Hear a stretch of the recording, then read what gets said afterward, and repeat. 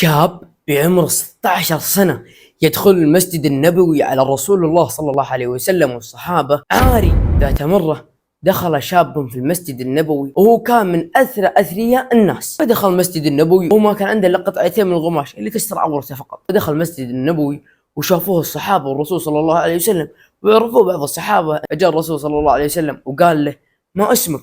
فقال له الشاب: هذا اسمي عبد العزة. وقال له عبد العزة عن حاله، قال له: يا رسول الله، أنا كنت من أثرى الأثرياء، ولكن بعد ما أسلمت سرا كنت أخفي إسلامي، تتعبد الله عز وجل في جبل، وإذا خلصت من عبادته رجعت عند عمي، ولكن في يوم من الأيام كشفني عمي، وعمي هذا كان متبنيني، فجردني من ملابسي وضربني وأهانني وتركني، وأنا الآن ما عندي إلا القماشين. فسماه رسول الله صلى الله عليه وسلم بعبد الله. ولكن بعض الصحابة لقبوه بذو البجادين، اللي ما عنده لقطتين تستر عورته. ولكن تغيرت حاله 180 درجة بعد ما هاجموا المسلمين الروم في فلسطين، وهذه لها قصة ثانية.